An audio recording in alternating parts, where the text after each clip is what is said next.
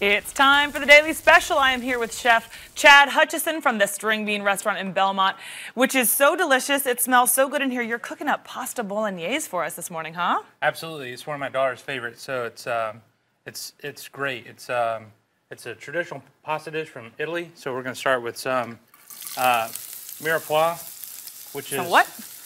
Mirepoix. I call it the Trinity. It's onions, carrots, and celery. Okay. And that's usually what we start with a lot of soups and sauces. It's very traditional on anything that you make. So we're going to start with that. And I tend to dice them a little bit finer. Mm-hmm. That way my kids eat them. You kind of sneak them in there that way? I sneak them in there. Okay. So and you have to cut them evenly, right? So that they all cook evenly? I've heard isn't that the key for things like that? To kind of make them so that they all cook at the same time? Yeah, absolutely. I mean, these three we're going to cook. They're pretty hearty, so they tend to cook at the same time. I tend to throw a little bit of bell peppers in there as well. So multicolored ones? So we've got the tricolor bell peppers as well. So these are actually out of my garden. So this time of year is great for a lot of really good stuff out of the Carolinas. So some cherry tomatoes that we're going to throw in there. The bell peppers, so a lot of really cool things. And you guys use a lot of, or maybe even all, local produce, right? Whatever you can anyway, We try to, absolutely, yeah. It's really difficult, but we really put an earnest effort into using local stuff from local farmers. Tomatoes right now, absolutely. Yeah. Peppers, anything we can, yeah. All right, so you've got your base going there to kind of give you a little flavor. That's for your sauce, right? Absolutely. What's next? Well, we're gonna use a local pasta, but I'm gonna put that in last. Okay.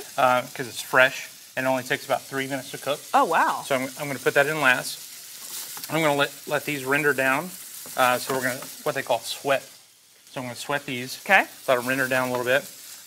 Our meat we're actually gonna use. We actually grind this in house. It's a blend. It's about 60% ground beef, Angus beef, and 40% smoked bacon.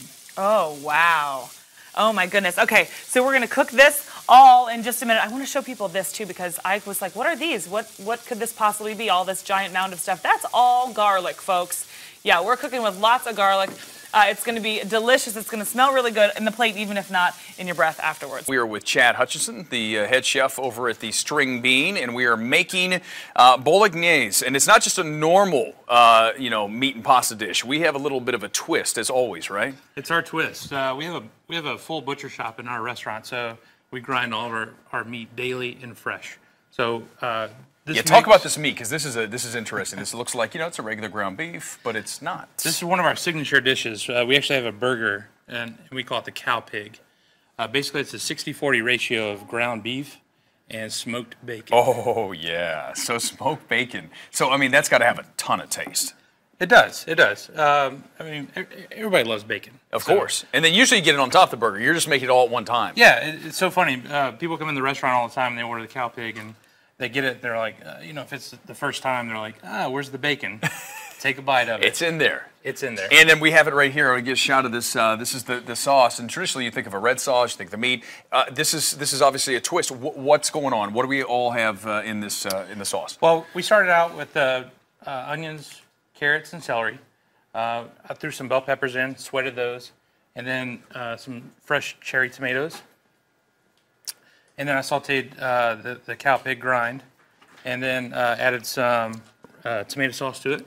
Okay, so it's all, this looks fantastic. And that meat, I don't know, it almost looks like sausage, the way that it's in there, right? It's a big, and that's how you like it, big chunk of meat. Some people like it, ground down a little more or whatever. This is good. This has got some bite to it. This is hefty. Yeah, it's funny.